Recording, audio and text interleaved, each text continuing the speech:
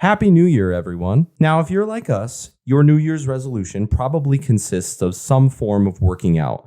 Whether you want to get swole at the gym or if you just want to stay fit and stay healthy, our friends at fnxfit.com can help. They are your one-stop shop for all things gym, wellness, and fitness that you can imagine. We always talk about their products. We always talk about their gear. But if you go to the site, you can also shop by your specific goals. They have all sorts of goals, all for different body types. Whether you're looking for weight loss, performance, health and wellness, mental wellness, or if you're just trying to build muscle and gain more fitness, they are the place to be. Visit fnxfit.com to get your workout and to get your new year started off on the right foot. And remember, don't forget to use our discount code. That's HOPOD15 at checkout. HOPOD15 for 15% off. And together we can fuel for greatness with FNX.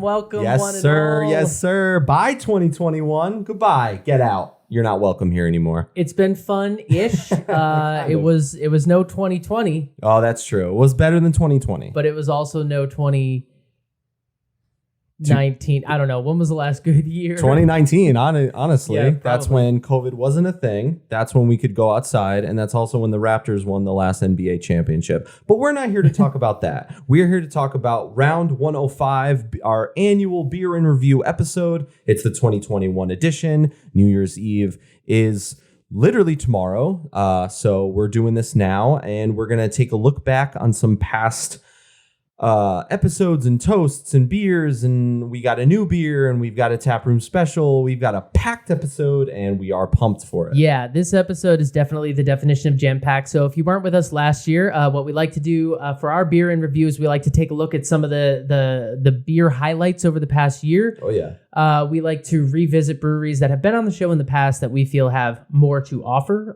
preferably something festive if possible. And we'll rank our beers, all that stuff. But we are doing a Taproom special today, so we should get right into it. So, yeah, we do just up top. I want to, first of all, thank everybody for now coming to the end of 2 years of weekly podcasting. Just want to, and we'll say this again, I'm sure, before the episode's out, but thank you to the listeners, to the people who have engaged with us on social media, to the breweries that have reached back out to us, that have sent us beer and everything over the past 2 years. That's what's kept us going this whole time. So it's really incredible.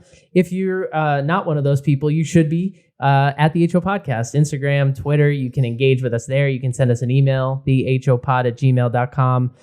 Facebook, you can check us out on YouTube. We have been a video podcast for now a solid year. We turned it into a video show last January, and now this is the end of all of that. So we put out more than 52 hours of YouTube content this year, and it's all there for you to check out. And we look great, I'd say. We look great. Our clothes keep changing. We mix it up. We like to keep things interesting. But we are on all the socials and all those things. So please check us out and please keep engaging with us. I do just want to once more mention, we had mentioned it a couple weeks ago, but the updated show schedule, just a quick housekeeping thing. Right. That we are in the new year going to be moving to an every other week schedule.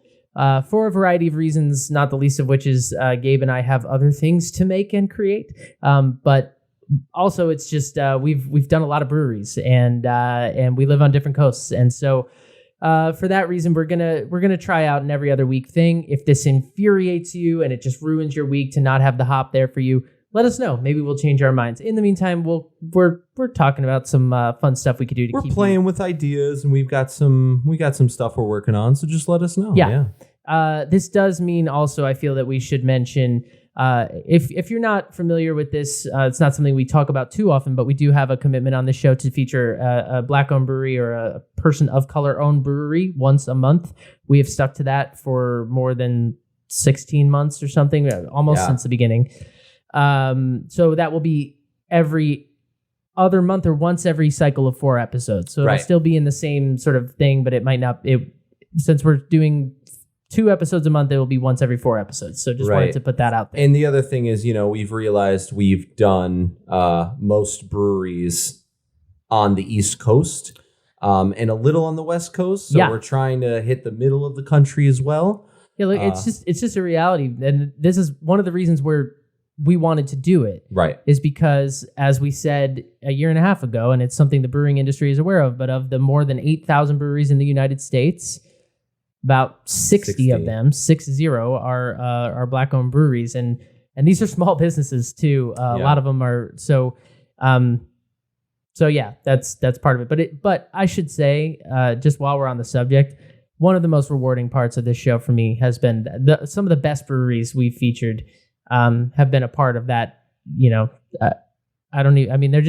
They're just breweries, but you have to seek them out sometimes with that knowledge, and it's so worth it if you do. It's different. It's the different flavors, it's the different cultures, it's the different lifestyles that these brewers bring to the beers, and that's something we've been talking about so much of, make it your own and make it you, and that's what's made the beers even better. Yes. So anyway, that's the housekeeping. Let's talk about us for a second and what we've done. We've been crushing it, bro. We've been nailing it, really. In 2021, we have drank 137 beers on this show. God. Oh, no. That's across 66 breweries in 20 states and D.C. Yes. We've featured beer from 4 different countries. We've done, 12 Black-owned breweries this year. 2 brewery tours, I believe. New Jersey and Maryland. Am I missing one? We had that random Baltimore and Washington. Oh, that's what I meant by Maryland. Yeah, whatever. Okay. Whatever that was. I forgot. Philly was involved. Yeah, Philly was. Southeast. What did we call it? Like midweek brewery tour or I don't something know. like that? Those were fun, though. We have to do that again once. We did once 2 of Mother them. COVID F's off. Yeah, please. Ugh, go away. And we did 4 Taproom specials. Another one will be happening today. So it's a lot of beer. We've been up to a lot. I mean, this is round 105. We've done 105 episodes in a row without missing any week. I mean, listen, I don't want to toot our own horns, but I mean, that's pretty dope. It's pretty impressive. Yeah, I don't want to sit here and pat ourselves on the back, but it's more a reflection of what, like, the places we've been. Like, when you look back on it, it just flies. It's been an adventure for sure. You zoom out and you're like, wow, like we've met a lot of people. Yeah. We've tried a lot of beer. Yeah. I don't think there's a beer style that we haven't come across. Like it's or at least talked about. Yeah, it's amazing, and the community we've been able to sort of cobble together here is awesome. So here's to what we create in 2022, right? Or what we're able to find or get our hands on, or we said at the end of 2020 that we were excited because we had kind of hit the East Coast, or the places we lived, and so we were going to get to expand. And then we realized we've only done a fourth of like Connecticut and New York. Right. So. Well, that's true. But I think in 2020 we had done beer from like 14 states, and this year in 2021 we hit 20 states plus DC. So we did have to expand our bubble, and I look forward to expanding it even more. So I'm super pumped. This has been so much fun to do. I think having it once every other week will give us even more time to make it better and focus on specific elements of it. Thank you guys for joining us. As always, we're here for you, and let's get it going. We're going to dive into it. Not a whole lot of news, but there is a little bit we're going to cover, and let's just get it moving. Beer news. All right. In the world of highlights, I do want to mention that there have been more benefits announced to raise money for hurricane relief in Kentucky. Most notably, Goodwood Brewing is a brewery out of Louisville. They are hosting a benefit today, December 30th. Hey. So if you're listening and you're in Louisville, maybe pause us and go and then finish the episode when you're done. You can also look out for as I keep saying, beer initiatives to come out to help raise money for this. So definitely, if you're in the area and you're interested, that's a good way to give back. Also, shout out to Providence Brewing Company. Their grand opening of their new tap room is coming on January 8th. They announced that. So good Well job, done. guys. Got it open. Good for you. Let us know when we can visit. January 8th. They did let us know. Well, like, I mean, the press release. I might be busy, so like maybe after that. No, I'm kidding. All right, so we don't have a whole lot of news, but I like to cover these. Flavor Man is a company out of Louisville. I don't know why Louisville is just big in the news today, but your buddy Cam will be excited. There you go. Flavor Man is a company that puts out a forecast every year for trends to look forward to in 2022. They have announced and put it out for this year, and we're going to go through the bullet points they laid out. So from their press release, this year's forecast is shaping up to focus on celebrating life's simple pleasures while striving for balance. So they basically put out a trend of like what they're seeing at their company based on the clients that they have. And I don't even fully understand what they do. I just know that they're like a drink company. They just like get all these facts and data and they just like put it in this article and they're just like, this is what we think we'll see. It's very interesting. Yeah, but it's like they're a custom beverage development company. So they like take whatever their clients are bringing them, and based on that, they go, okay, we think this is going to keep going in 2022. So I'll take the first one. The first bullet point they have is big and bold flavors. Big. You just wanted to say that. Bold and beautiful. So this kind of a counterpoint to the seltzer boom we've seen a lot of, and we're starting to see seltzers sort of fizzle out. Kill we got them. there. But experts are predicting that drink makers are going to be opting for bigger, bolder flavor profiles as a way to kind of help them stand out in the sort of crowded shelves in the liquor stores. From the press release, quote, in 2022, expect beverage makers to continue emphasizing the presence of familiar flavors in drinks across categories. Childhood favorites like watermelon, strawberry, cherry, apple, and grape will see a resurgence as consumers reach for those immediately recognizable and nostalgic profiles. I like those flavors. I'm here for it. Specifically strawberry and watermelon. Those are my go-tos. I love it. See, it's this kind of article that brought us the pickle thing last year, and we were like, no, and then we got cursed with it. And then the second bullet is guilt-free indulgence. Floral profiles like hibiscus, lavender, and elderflower are becoming more mainstream and making way for earthier, more herbal flavors. I think I would agree with that. I feel like most of the beers we've been drinking lately have been on kind of like the earthier side. It's just a phrase we tend to use quite a lot. Turmeric, anise, and rosemary ingredients like juice and full sugar are also being embraced as indulgent consumers aren't as concerned with calorie restrictions or sugar. I am one of those people. I feel that.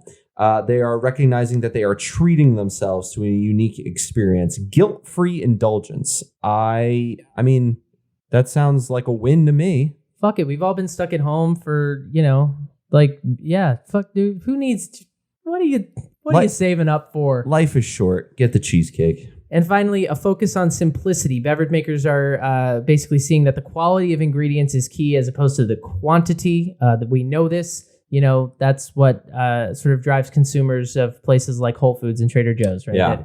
So, quote, with health and wellness continuing to drive trends as we move into 22, beverage brands will opt for simplicity in beverage formulations across the board. This has to do with the flavor that they're putting out. It also translates to low alcohol and non-alcohol offerings, which is becoming way more popular. And it's going to continue. According to Flavor Man, that trend is going to continue. That's a lifestyle choice people make to be more simple and healthy in their lives. And they predict that continuing as we move into the new year. This looks like a job for Flavor Man. Flavor Man. Wow. Oh, well, that's fun. That's good fun. for us. I like to read those every year. It just helps me it's like look out for this. Yeah, and then when you start to see it in the new year, you're like, oh yeah. The guys from the Flavor Hop Man told me that. Yeah, exactly. Okay, so what we like to do on the Hop for the uninitiated is at New Year's we like to revisit some of the old toasts from the year. It was really fun for me doing this. I literally went back and listened to every toast I gave, and it's like I feel like we could put out a series of just our toasts, and it would tell you all that you need to know about like where we were at any given moment. They're pretty. Some of them have a lot of thought put into them. Some of them have a lot of thought, and then others, it's just like, wow, okay, they just needed something. I listened to a few of mine, and I thought, that was a choice. I went there. It was certainly a choice. So who's going first here? Why don't you go first? Great. So what'd you pick and why? My favorite toast came from round 95 when we did Maui Brewing Company. I chose this for a couple different reasons. One, the music was very light and different. It was a ukulele. I play ukulele, so I had a connection to that. Two, the overall message about just like, I'll let you guys hear it. Just the overall message, talking about the ocean. I love the water. I love the ocean. I love swimming and stuff. And I don't know. It's hard for me to hear these words and not just have it put a smile on my face. And that was just kind of the thought of like, you know what? We're going with this one. So enjoy. Love it. Round 95, Maui Brewing. Here we go. Let's go to Hawaii.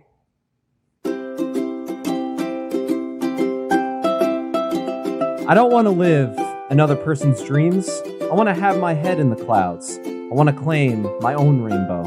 Sliding down its prismatic bow and plunging into the depths of new oceans. I want to seek new seasons while inhaling every breath on my own. I don't want to copy another's, but to live my life to the fullest, according to what destiny has in store for me, not according to what society thinks my destiny should be. I have a full soul and a free spirit that will soar while listening to the echoes of the ocean as she whispers, "Welcome home, Ohana." And I want to end on one Hawaiian proverb. Kahuna nui hele kelehohani makua.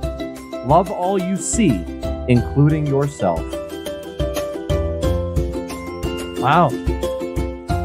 That was perfectly timed. I didn't even have to hit the button. It just faded itself. I know, right? It's great. Wow. I apologize for that pronunciation, but yeah, you're clearly not Hawaiian. There were a few toasts that I wanted to use that were like me like trying to pronounce like German shit, and I was for the Oktoberfest toast. There were there were more than a few. There were like a couple that I just was. It was fun. Yeah, I did not go with that. But yeah, that was a fun one. It's just like, how can you not feel good when there's like a Hawaiian ukulele music playing? And just like I mean. It's just like and you dressed up for that episode. Love yourself. Yeah, I wore a nice shirt for that. It had little palm trees on it. I know. I looked classy AF. My toast is from round 60. This is our Nebco episode. And you know what? Just rewatching it just made me laugh. That's all there is to it. And I'm not going to say anything more about it. Oh, man. I know it took Gabe by surprise. I know it was hard to get through. And I'm excited to take you back there to round 60. Also, yes. All right. You ready for a little you have a to get toast. Into some Nebco? Yeah. Uh-oh. All right. So here's the deal. Oh, we're going new. All right. Well, I didn't prove this. I think it's great. Listen. Oh, this is like some sexy ass music. Okay, now it's weird. Listen, it's Valentine's Day. Oh my God. And you know what I love about the hop? We've never acknowledged Valentine's Day. We never, we didn't do it last year. That's very on brand for us. Yeah. But this is a little Valentine's Day toast. And it's my Valentine to beer. So here we go. How do I love thee, beer? Let me count the ways. I love thee, beer, to the depth and breadth and height my soul can reach when feeling out of sight for the ends of being an ideal grace. Stop moving like that. I love thee, beer, to the level of every day's most quiet need by sun and candlelight. Beer, I love thee freely as men strive for right. Beer, I love thee purely as they turn from praise. Beer, I love thee with the passion put to use in my old griefs and with my childhood's faith. I love thee, beer, with a love I seem to lose with my lost saints. Wanna say it with me? I love thee, beer, with the breath, smiles, tears of all my life, and, if God choose, sweet, sweet beer, I shall but love thee better after death. And that is Sonnet 43 by Elizabeth Barrett Browning. I bastardized it a little bit. Happy birthday, Cupid. Wow. Watching you react to the music really was my favorite part of it. Yeah, that took me by surprise. That is some straight baby making music right there. My God, Steven. And he was staring at me the entire time. Yeah, like, it just, whoa. How uncomfortable it made us at first. And then what was I doing? I was like doing some of that. I was like dancing and stuff. God only knows. I have no idea. But because it wasn't on camera. But okay. Yeah. Wow. Yeah, those are our favorite toasts of the year. If you agree with that, let us know. If we had a better one, let us know. Let us know if you have another preference. It doesn't matter. This wasn't by vote. Should we go to our taproom special? Let's go back to Springfield, Massachusetts, because we've been to this place before. Yes. We just didn't have the cameras on. It's a new spot. We're revisiting our buds at White Lion Brewing White Lion. Company. So the thought process here kind of was pretty simple. It was White Lion was on the show back in 2020, actually. But they opened a taproom this year, and we didn't get to feature that on the show. Yeah. Gabe and I did stumble in there, though, and we had a beer that may or may not have changed our lives. Yep. So we're going to go back there. We're going to do a flight. We're going to do taproom special. We're going to take you to Springfield, Mass., check out the brand new spot, and then we will see you guys back here on the mics for another beer. Hell yeah. Enjoy.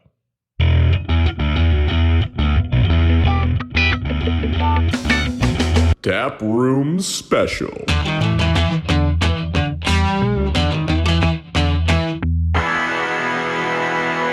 Hello, everybody. What's up, guys? Happy New Year, sort of. Kind of, yeah. We're, Crazy year. We're at White Lion Brewing Company in Springfield for our final taproom special of 2021. Yes. Finally, we're back in a tap room where we wanted to be. Yes. Thank God. They're open and we're here, so we're excited to be back for White Lion. And this felt like a good place to end the year because this company has been on the show before, but this is a company that has gone through a lot of change in the past year, and they opened this beautiful tap room that we're in right now. New spot, yep. Looks awesome. And we love it. This is not our first time here, but we're just so excited to come back and do it this way. Yeah. So we got a flight of a lot of different weird styles. And all of the styles, pretty much. We've got an old favorite that we have yet to feature on the show, but that we've drank in many, many times, that we're probably going to go home with a 4-pack of each, if we're being honest, and a bunch of new stuff. So we are excited to get to it. Thanks for joining us for another Taproom special, and here we are. So I guess we should start with the sour.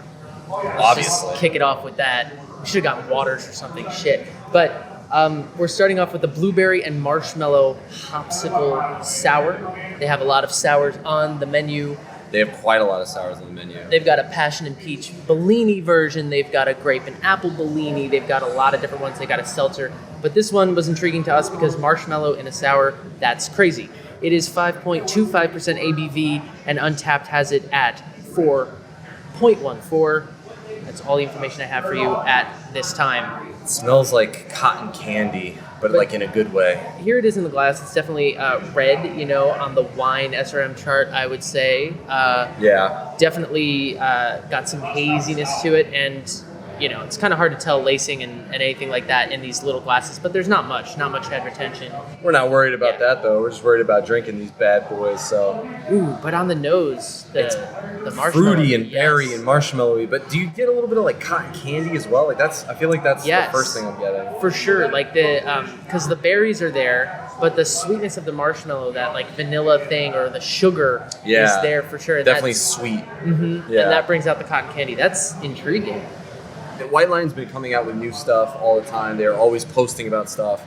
And a lot of it has been the wild sours, the wild different stuff. And it's been really cool to see online. And so we're glad to be here, take a quick trip up, take a break from all the holiday Christmas cookies, and come to White Lion. Yes. Repping our teams on game day, of course, as well.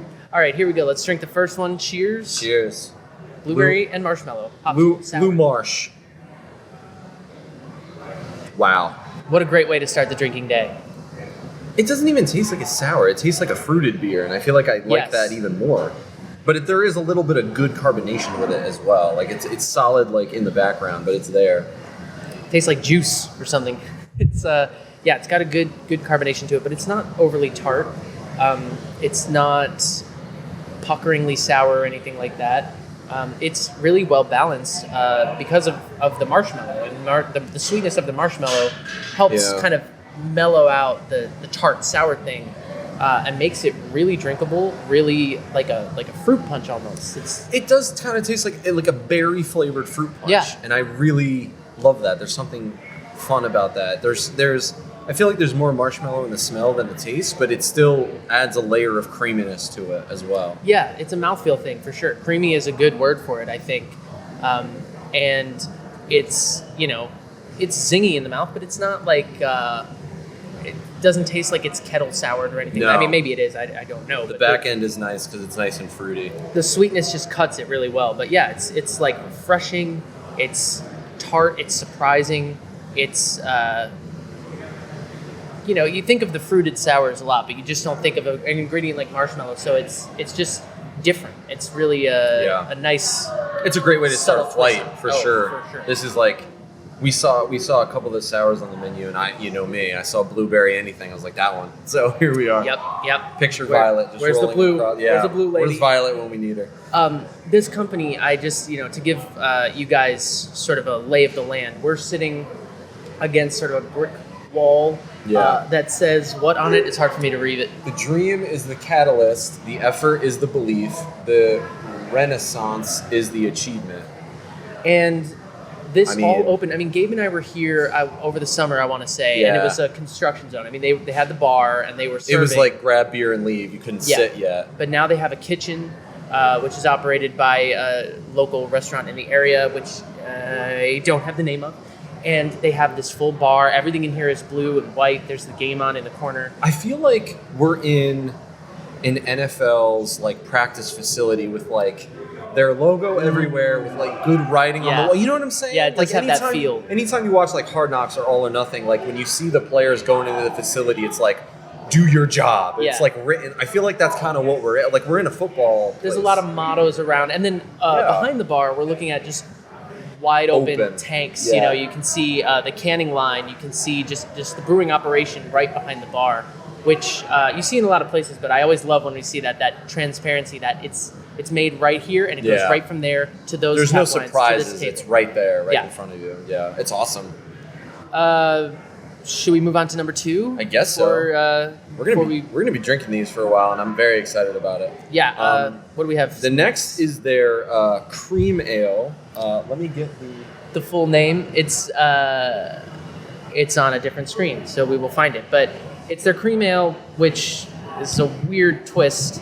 Yeah, we're After a sour. kind of jumping here, but we're really looking forward to this one. It's The Twisted Tail Golden Cream Ale. there. It the name is of it. Twisted Tail, Lion Tail. They got to play off the theme. This one looks good. A lot of breweries have their own spin on cream ales, so we definitely wanted to feature it as best we could. And we love cream ales because it's just a style that we don't see as much. It's sort of a forgotten style, or a style that's a little bit rarer. It's very similar to an amber ale, I guess, but with just a creaminess in the mouth. And I feel like a cream ale you could screw up on. So if this one's going to be... Oh, somebody just scored a touchdown. If it's going to be a good one, I mean, I'm sure White Lion can do it right. So Yes. This one is 5%. Untapped gave it a 3.69. So here it is in the glass. It looks Golden. like a Pilsner, golden, pretty clear. I think it's lighter to us than it comes across on camera from what I'm seeing here. But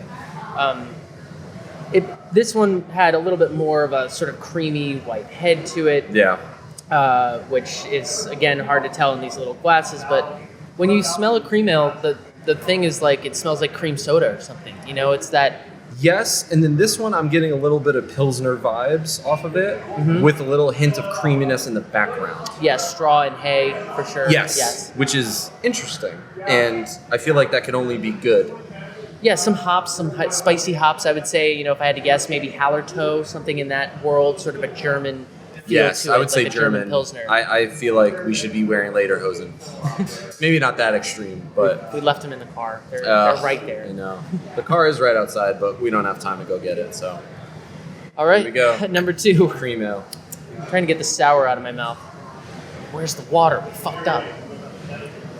Take a big gulp. Oh yeah, this has German vibes written on it, but it's creamy. The back end is a little malty, but it's kind of like a sweet bready malt. Yeah, it's a lot of. It's very similar to a German Pilsner or even a fest beer, I would say. Yeah. It's got the earthy, herbal spiciness of the hops. It's got. Excuse you. It's got a strong malt backbone to it. Lots of straw and hay, lots of grass in here. Yeah. It's really clean and refreshing in the mouth. Definitely cleared out the sour for me. Yeah, for sure. And I think taking the bigger gulp would do that. But there's something very pleasantly familiar about this. It's just got like a high quality malt backbone to it. Mm-hmm. But it's a little bit of, it's like sweet hay in the background. Yeah. Yeah, the creaminess is, again, it's about, the cream ale quality is about mouthfeel. Yeah. I think you don't taste cream or milk or any kind of sweetness from that necessarily. It's more about how it feels in the mouth. It's the carbonation is moderate to low. And I feel like with this, I wouldn't want something very dessert heavy about that. You know what I'm saying? No, I mean, this is a great day drinking beer. This is a great beer for tailgating. Go back. This is a great beer for Sunday afternoon drinking. Yeah. Like right now. Like right now. Yes. Because we have a job to do, obviously. Yeah, we're here to work. We're on a business trip to Springfield, Mass. It's crisp. It's for sure. Clean in the mouth, and it's again really refreshing. Two different takes on two very refreshing styles. I mean, the sour is like thirst quenching and it's like drinking fruit punch, like you said. And then this is like, I feel like if we don't have water to cleanse the palate, this is like the closest. Use the cream. This will do it. You know what I'm saying? Like, yeah.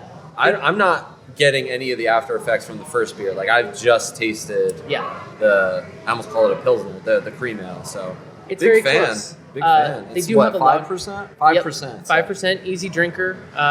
Overall, I would say it's great. It's really impressive the amount of styles that they're able to do here. They have a lot of IPAs, a lot of New England IPAs, but to see this many sours in addition to a porter, I think I saw up there. Chocolate monsoon roasted coffee with chocolate porter. Yeah, and they have another porter as well, and they have a lager. They have a lot of styles for a brewery that's.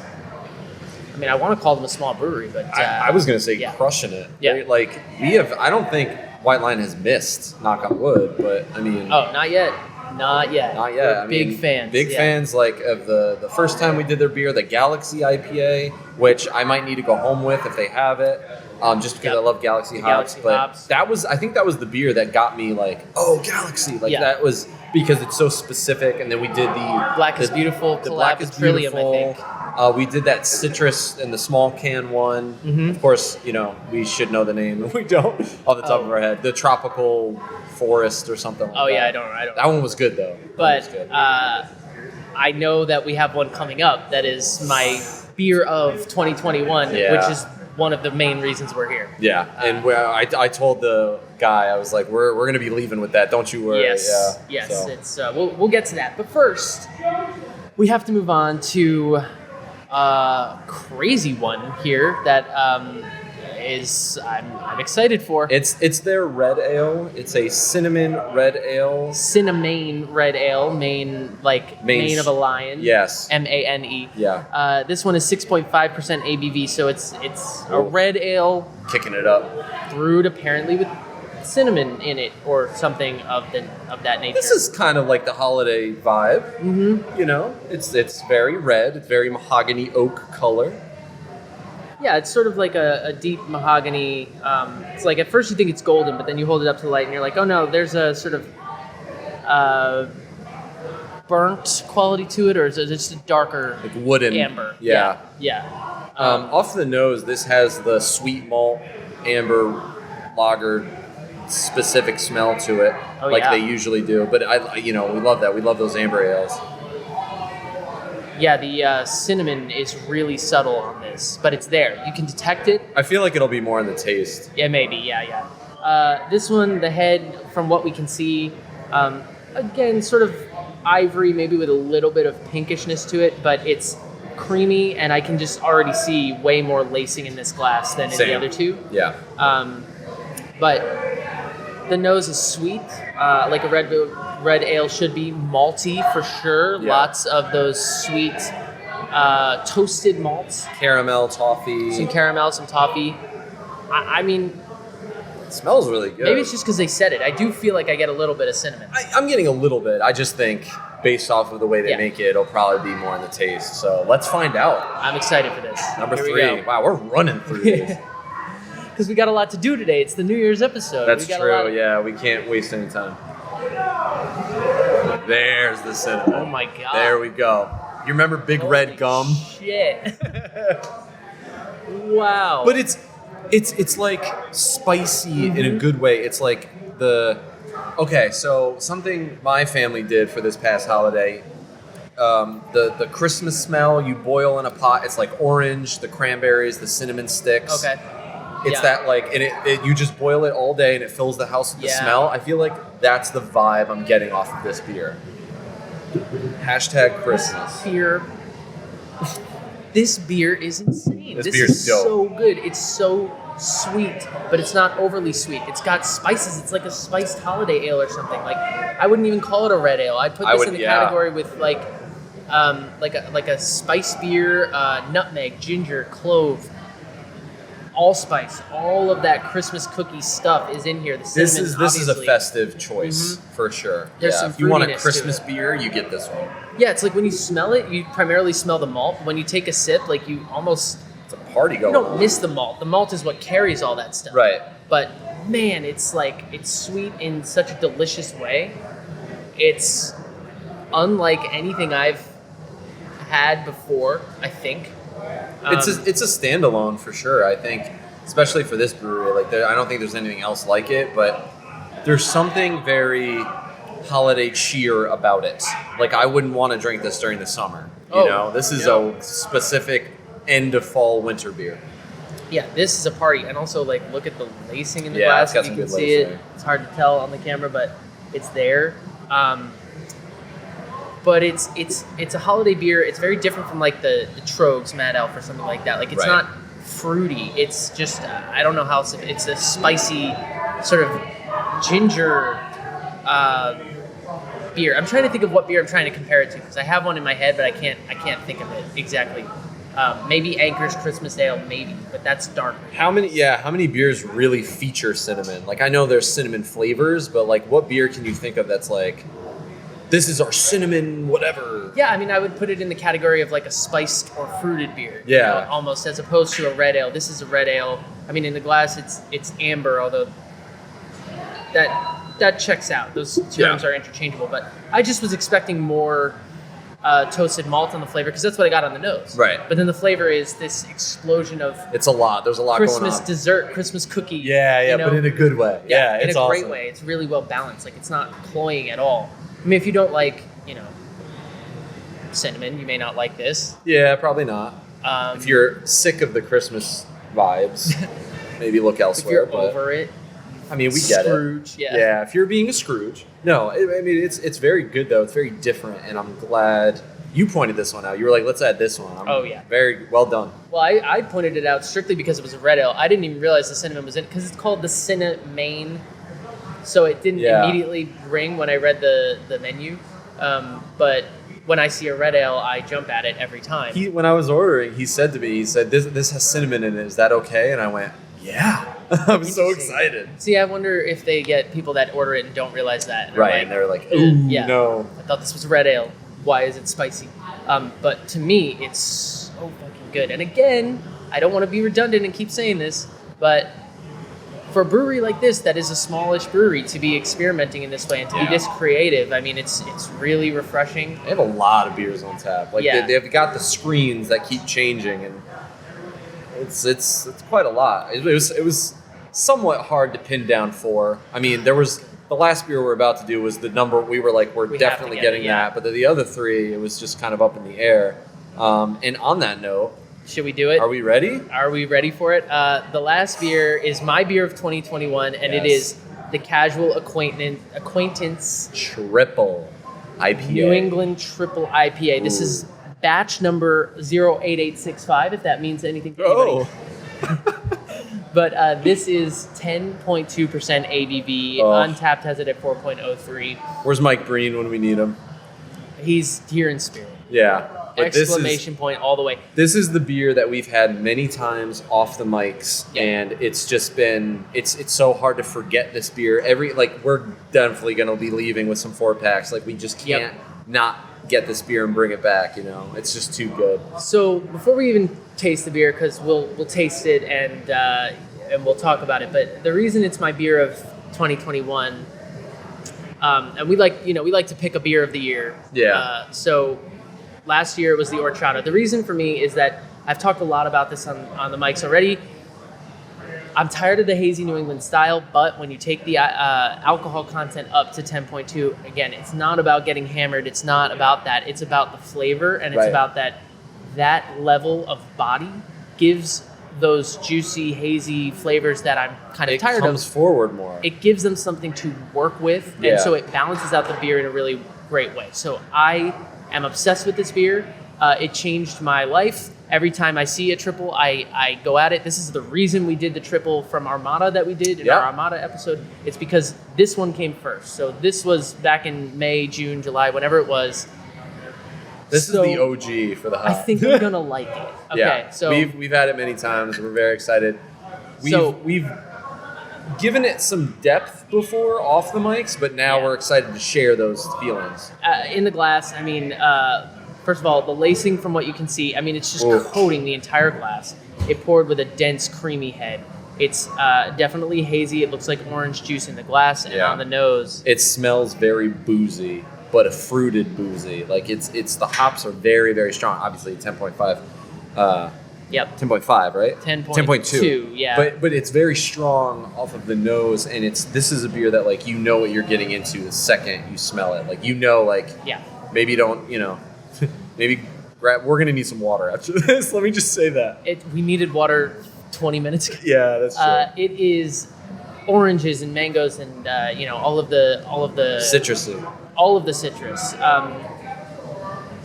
If I had to pick one, I would put it maybe less tropical than more like grapefruit. Yeah, I wouldn't say tropical citrus. I don't necessarily get like mango. No, I would say like the orange, lemon, maybe a little lemon, but like orange, grapefruit, tangerine. Yes, that area, that vibe. With some spiciness and, as to your point, booziness. So here we go. Thank you guys for joining us for another great Taproom special. We're closing it out with the big boy. Home run, slam dunk, touchdown. Yeah, I mean, what touchdown, go Packers. It's all of the juiciness, all of that like orange juice with the pulp in it, all the full orange backed up by a sturdy alcohol, boozy backbone. No malts to speak of, but you don't miss the malts because you've got all of the hoppy flavor to it. Look at the strong lacing profile. In the glass. It's like it's luscious. It's juicy. It's like it just fills your mouth down to your. That's the knees. thing. Like there's a lot going on, but it's not like you sip it and it's like okay, the back end features or the mouthfeel features. Everything gets featured. That's why this beer is so good the way it is. And it's kind of dangerous. I mean, the booziness is there, but it's like you can forget about it, and that's the thing about all these triple. Yeah, that's true. It's like it's there, but it's not there in the way if it's like a bourbon barrel aged something. It's not there in that way. It's definitely sturdy.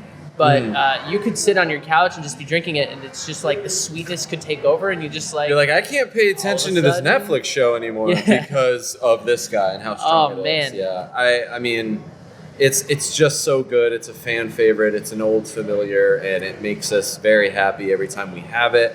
All of White Lion Brewing Company's cans have the lion on them. This one has like a maroon colored can. So we have the logo anywhere? We don't. We don't have the logo anywhere. Well, we have it on here, but it's kind of hard to see right now. But it's very easy to spot. It is quite literally a party in the mouth. I can't wait to rank these. I can only imagine our number ones are this guy. Yeah, I feel like that's a staple. I'll do mine real quick. It's going to be Casual Acquaintance, Cinna-Mane, Sour, Cream Ale, which is not to say anything bad about the Cream Ale, just the other ones were all crazy and weird in different kinds of ways. The Cream Ale was sort of a straightforward Cream Ale. Yeah. But I'm glad we had that on the menu, though, to say that they can certainly do your standard, your lagers, your cream ales, your porters, and then they can do stuff with crazy ingredients like the sour or the cinnamon, and then this Casual Acquaintance. I mean, I've said it a lot on the mics already this year. I can't say enough about it. Just if you're anywhere near Springfield, Massachusetts, or in the New England area, get your hands on this. We got up here quick, and we drove from Connecticut, so if we can do it, you can. I don't want to copy you, but I feel like that's kind of the same rankings for me. Just to be a little different, maybe I'll switch the Blue Marsh and the Cinna-Red, and so I'll do Casual Acquaintance, Blueberry Marsh, Cinna-Red, and then the cream. But just know that that was basically... They're probably the same. Yeah. But the same reason. Cannot go wrong. The cream ale is great. It's just, it's very straightforward. It's a little on the simpler side, whereas everything else, Casual Acquaintance, nothing's going to touch that. But then the other two, there's just more party going on. Yeah. And I appreciate that. So White Lion Brewing, we have to get back. But I can't say enough about this company. I love what they've done in 2021. It's really impressive. This space is beautiful. It's in a mall. Guys, they validate parking, apparently. So we should have done that. Oops. They have seltzers, they have wine, they have food. I saw someone with the wine glass. Maybe I'm wrong about maybe not the wine. I don't know for sure. I need to order food because I'm starving. So. But the place is I'm so happy for what they've pulled off this year and what's to come. So that's why we're here in our New Year's episode. Springfield, Massachusetts, right near the Basketball Hall of Fame. So, White Lion Brewing Company does not disappoint. Come here, grab a beer, bring a friend, and make it your own. Yeah. And we're going to order food, and we will see you guys back on the mics. Go Pack Go, go Chargers Go. We'll see you guys later. All right. Peace.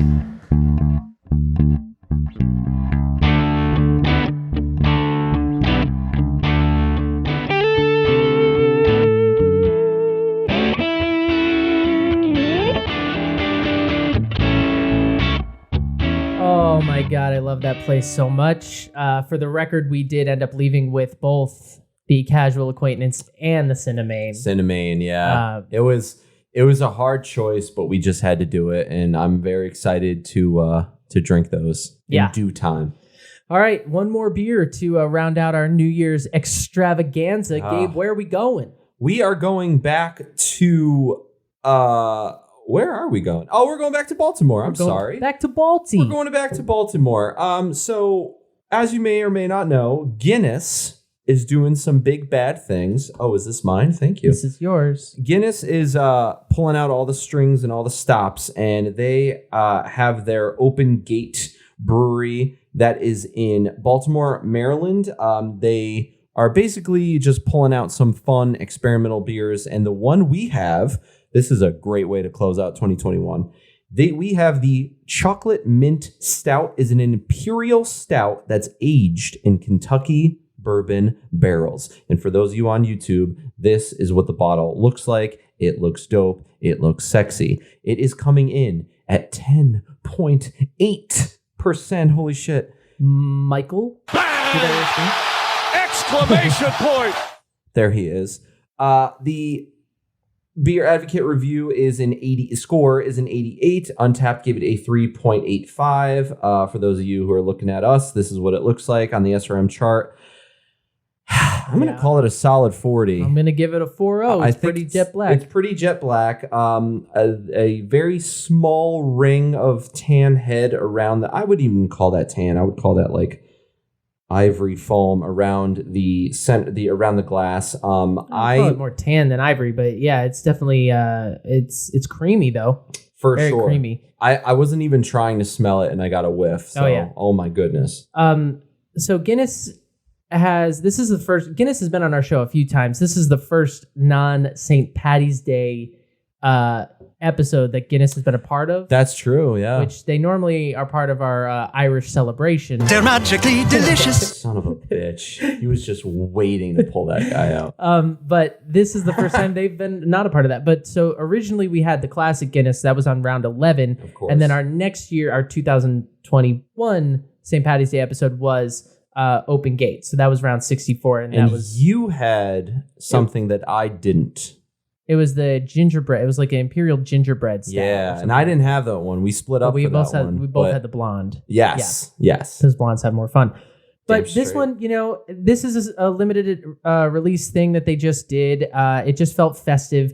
We did do a brewery tour in Maryland and Baltimore this year, so that felt appropriate. And this just felt like, I know it's Guinness, but it's something weird and different from Guinness, and it's a beer with mint in it, and it's 10.8%, and like, it's festive enough. And like, what the hell, man? Why not? It looks incredible. These beers are gonna flank Bob Ross. Bob Ross is holding down the fort. He's here. He's ready to support. But yeah, I mean, I guess we should read the description of it. Yeah, probably. Guinness Chocolate Mint Stout is the latest barrel-aged beer from the Open Gate Brewery in Baltimore. This limited-time stout is brewed with mint, aged in Kentucky bourbon barrels, and then conditioned on pure cacao. The result is a delicious brew rich with harmonious blend of caramel, mint, bourbon, vanilla, and dark chocolate flavors. Me oh my, call a doctor. Guinness Chocolate Mint Stout is 10.8% and available through the holiday season.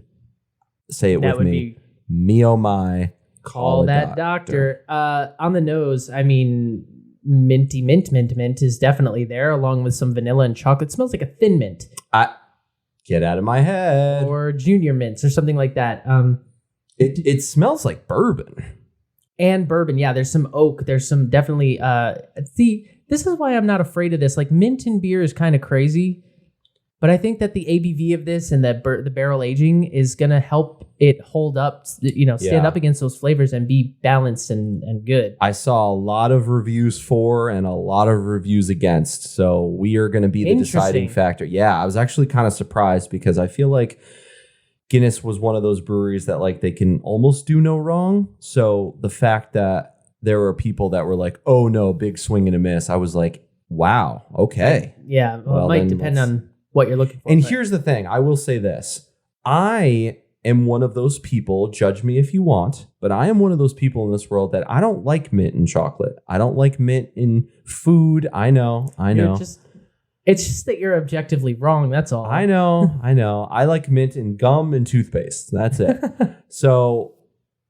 But we suggested this, and I figured, why not? I'll be a very unbiased, third that's party. What we're here to do. So. And aged in Kentucky bourbon barrels. I don't know why this is like the Kentucky episode of the Hop. Well, the Hop has never been to Kentucky, but I don't know why that keeps coming up. Anyway, here we go. Our last beer of 2021. I keep forgetting what year. I know, it's so crazy. Thank you guys for joining us. Cheers, everybody. Happy New Year. Huh. Uh-oh. Oh, no.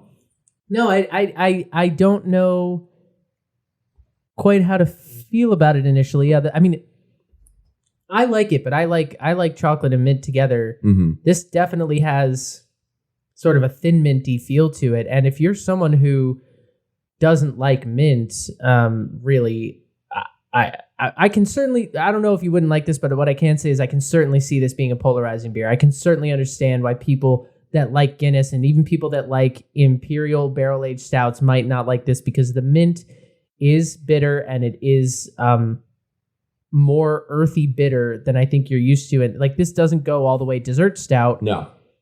Because of that earthiness. So it's intriguing. I actually really like it in a way, but the aftertaste is not my favorite. I think that in this world, the beer that I had earlier this year on round 64, whatever I said it was, I think I prefer the gingerbread to the mint. Yeah. Just because if you're going in that holiday flavor, like the gingerbread holds up in a different kind of way than the mint does. But the mint is surprising though, and it gives it a refreshing quality, a sort of nice cleanness to it.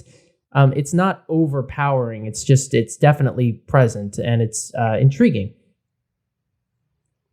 Gabe? Okay, so I'm getting mints, but there's something spicy about it. And that's interesting. I feel like the chocolate is a little bit lost in the taste. I feel like it's more on the smell. I feel like I'm getting more of the bourbon vanilla-y oaky flavors off of the taste and smell, but more on the taste. Okay, so I'm one of those people. I don't like mint and chocolate. I don't hate this. This isn't bad. Am I going to reach? Is this going to be my first choice that I reach for? No. Am I going to drink this every day? No. Am I going to drink it maybe once a year with a friend? Yeah. I think it's interesting enough. I do think you are right. The mint doesn't overpower the beer, but I think based off of everything that's going on, I don't know that I can drink more than one of these in a night. Well, I mean, first of all, it's 10.8%, so that's number one. But number two, number two, yes, there is the mint brings a lot of, kind of going back to what we were talking about before, there's a botanical quality to this. There's a little bit of gin in there, like some of those like juniper berries. There's a little bit of like anise to it, which that a lot of people really like that. It's just not something you're expecting from an Imperial Stout. So it's an interesting dichotomy, but hey, what is the Open Gate Experimental Brewery for, if not to challenge our preconceived notions? Exactly. Right? And we always wanted to say we want the weird shit for this show. We don't want the base. Obviously, we do the basic stuff sometimes, but we want the weird stuff like this. I will agree the back end isn't my favorite. There's something. It's like a little bit I just brushed my teeth, but also a little bit I just ate a candy bar. Yeah, there's too much going on there. Yeah. The mouthfeel, though, is very, very creamy. It's higher carbonation than you would expect from something this Yeah, creamy. I was actually a little surprised. I'm not going to lie. The bourbon is there, but I do think there is a dangerous quality to this. Maybe just because you're so confused by it that you just keep sipping it, and then you're like, oh shit, half the bottle's that's kind of where I'm at. Right, exactly. I'm just like, wait, I need to try this again. More, and then it's like, oh, it's 10.8%. Yeah. I don't mind the booziness though. I mean, I was expecting more of some sort of a bite. I'm not really getting a bite. So going off of that, I think we can consider it dangerous. It's just something that, you're not. I think it's easy to forget how strong it is. Mm-hmm. Yeah, that's kind of what I was saying. It's like the booziness is there, the bourbon is there. It's definitely in it, but there's something about it that just makes you keep drinking it, and then you're like, oh, wait. Oh yeah. 10.8. Yeah. Slow down. A choice between this and a regular Guinness. I think personally I got to go with the regular, but well, what kind of night am I trying to have? That's the other thing, it's the holidays, it's cold out, we're trying to get a little experimental, we're trying to get weird. We're going to go in this direction. I feel like this is one of those beers that like you're hanging out with a group of friends who aren't big beer drinkers like us, and you're like, yo, do you like mint chocolate? And the person's like, yeah, why? And you're like, I just got this crazy mint beer. You want to try it? Yeah. And they either hate it or they don't, but at least they're in it. And like, I'll say this. I'm going to finish this beer tonight. Well, that's because you're a professional and we're here to work. Correct. I clocked in tonight. We need to move on. We definitely need to wrap it up. I know that what we like to do, so we're not doing canned arts and crafts today because, I mean, Bob's here being flanked by the Bobby. First episode in weeks he hasn't been thrown across the room. Well, I mean, we could still make that a possibility. No, Don't act no. like, okay, let me. There's too much going on in here. So what we like to do at the end, I mentioned this before, but we're gonna rank our top 5 beers, our top 5 beers of 2021. These are beers that have been on the hop, so let's say that. Yes. And I'm nervous because we haven't compared lists, so I'm nervous. No, we have not, and this is the first year because last year we saw each other's list, I think, beforehand. So there could be some overlap here, and that that just is what it is. So let me ask you this: what do we do? Do we go 1 through 5, or do we go 5, 4, 3, 2, 1? Let's go 5, 4, 3, 2, 1. Okay. Let's go up like that. Okay, great. I'll go first, and I just want to say up front, I just want to get this out of the way. I considered Firestone Walker off limits because I love them and everything they do, and I had their 100th anniversary ale, and it was fan-fucking-tastic, but I considered them off limits. The Casual Acquaintance, I also considered off limits because we drank it on this episode, and the Mad Elf Grand Cru. I took those 3 out of consideration. Okay. So I love all 3 of those. I took the Rosemary's Baby out of consideration because it's like I've talked about it so much. It's like, no, let's pick something else. Put that out there. So my number 5 is the Curtain Up beer. It's a little bit of a cheap, but that's Torch and Crown and Gun Hill, and it's Curtain Up across the board. So that's number 5. Number 4, this one might surprise you, is Dew Claw's Banana Bread Pudding Hefeweizen. Oh, it's a little surprising, but I do remember you really liking that. I just was intrigued by it, and it was confusing. And I had another one, and the more I thought about it, I was like, that's just something I don't have a lot, and it's a pairing that makes sense, and it was just interesting. Wow, okay. Number 3 is a tie. Oh, here we go. AleSmith's Limeberry Twist Goza. Really? Yes. Wow. That red one that they sent us. Thank you, AleSmith. Thank you. And Huss's Papago Cherry Blossom fruit beer. Yeah, and I like the tie between those. I like the how they're very similar. In the I like them both for the same reasons. Yes. And we drank them both here together. So yeah. Number 2, Cigar City's Cubano style brown ale. See, now that one is surprising. Yeah. That one is very. I loved that beer. It was. Cigar City beers were very good. I just didn't think that they'd make a list. Super good. And Cigar City, there were a lot of brown ales on my list. We had an excellent one from 4 Quarters. Had an amazing one. The smokiness. There were a lot of brown ales on my list, but that espresso that was added to the Cigar City one, that I loved that. For sure. And then my number 1 of the year, this isn't going to surprise you at all, but it's Armada's triple IPA. Oh, yeah. Immortal Prince. Yeah. I mean, everything I love about the Casual Acquaintance, I also loved about the Immortal Prince and Armada. Every time I see it now in stores around here, because it's starting to take off a lot, I get it. So nice. That's my list. Well done. I like Thank that. you. I like that list. The Immortal Prince is obviously great. The cherry ones, there's just something so awesome about those fruit beers with all that flavor, and they were like, both of them were like red in the glass. And it was so thirst. You don't see that a lot. It was the cherry. It was so. Like sours, I like sours and I don't like some sours, and I go back and forth on them, right? But they were so thirst quenching. It was like drinking like a fresh glass of lemonade or fruit punch or something. Yeah. It was so refreshing that I loved the cherry. And with AleSmith, I loved that sort of mix of like cherry and lime and whatever, that they had going on. So nice. Okay.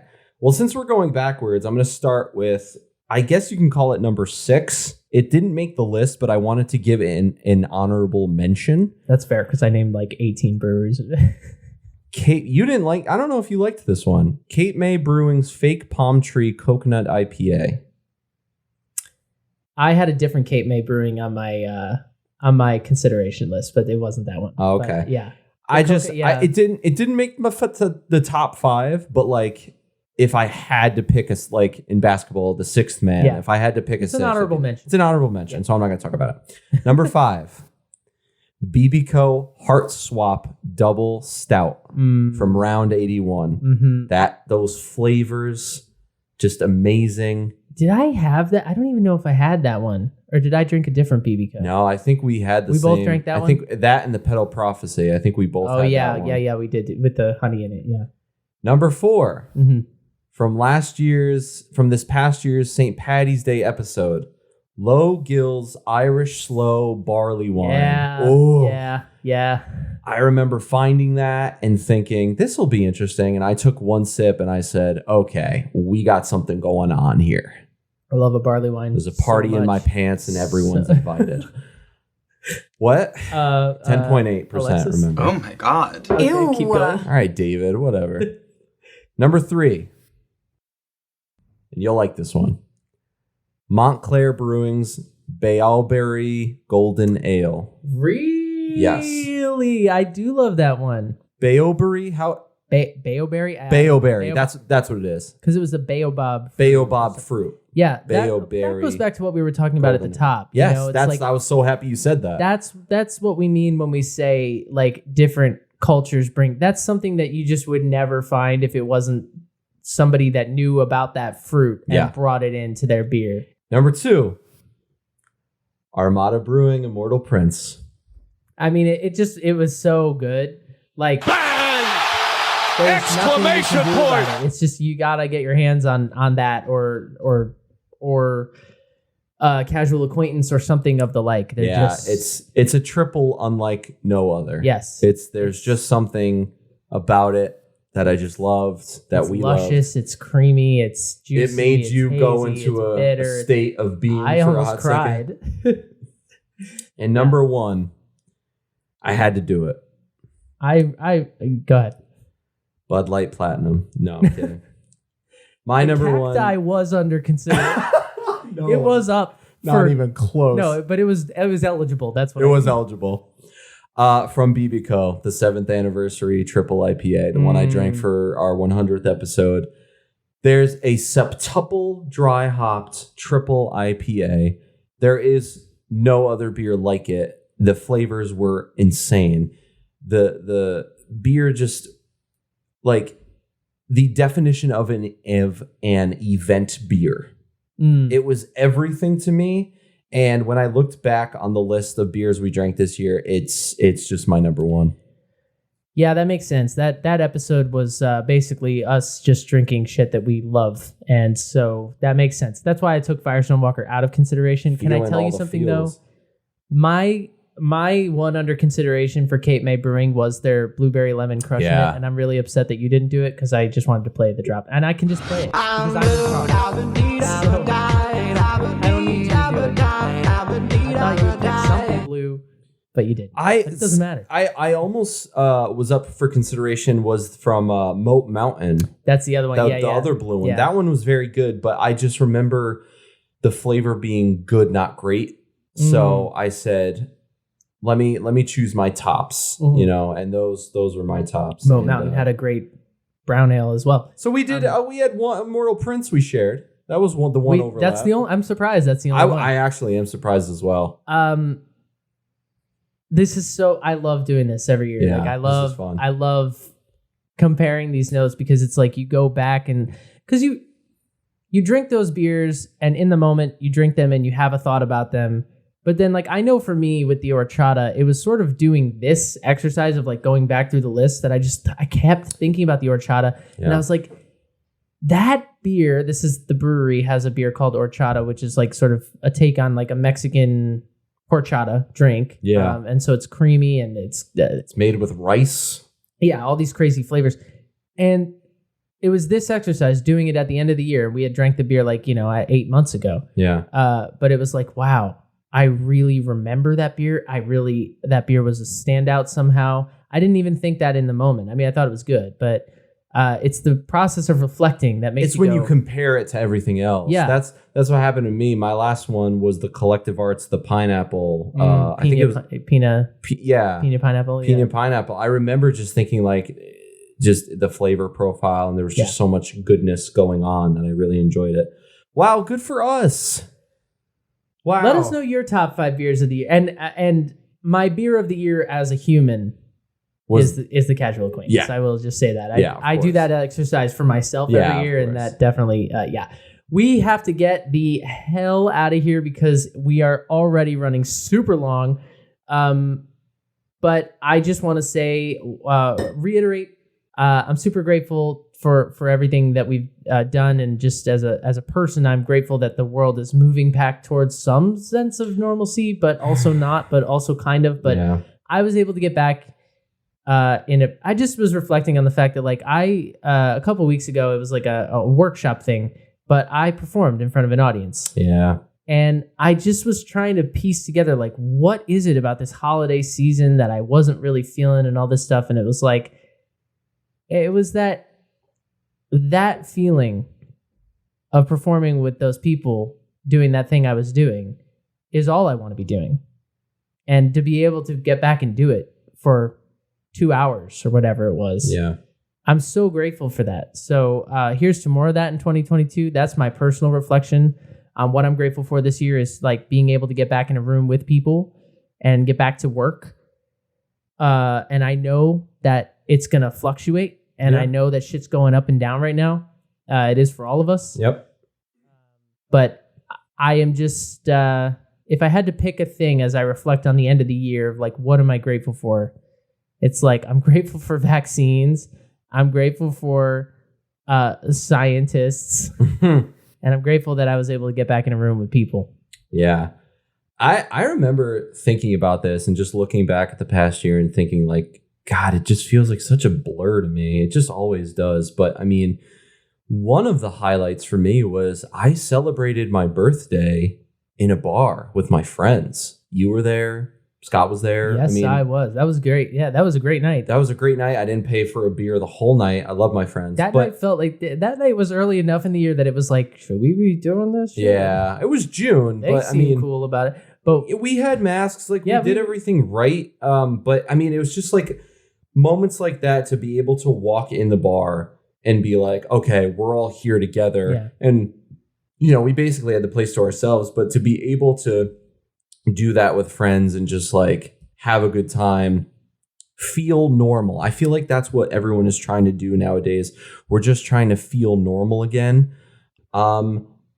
I found love this year, and I've been very happy with that. And it's been a ride. It's been fun. She is listening. Hi. She provided beer for us sometimes. She did do that. Yes, she did do that. So shout out to her. I'm not going to say her name so everyone can go find her. But in case you break up tomorrow. Drops great. Yeah. Yeah. In case the episode drops and her name is on record. I'm kidding. I'm totally kidding. I'm so happy for you. But yeah, it's been fun, and it's just been, I feel like every year for us, especially as artists, it's a lot of self-discovery, but it's been great. Thank you all for joining us. Yes, thank you for 2 years, and we'll be back next week, and then 2 weeks after that, and 2 weeks after that. Yes. Keep sending us suggestions, beer suggestions, brewery suggestions. Keep engaging with us. Keep drinking good beer, keep wearing a mask. We know it sucks. We don't want to wear a mask either, but just do it, because if you're safe, then we're safe, and they're safe, and everyone will be safe, and we can go to the bar and drink together. Thank you guys so much. We love you. We will see you soon. Happy 2022. This is the year. This is our year. Woo! Cheers, everybody.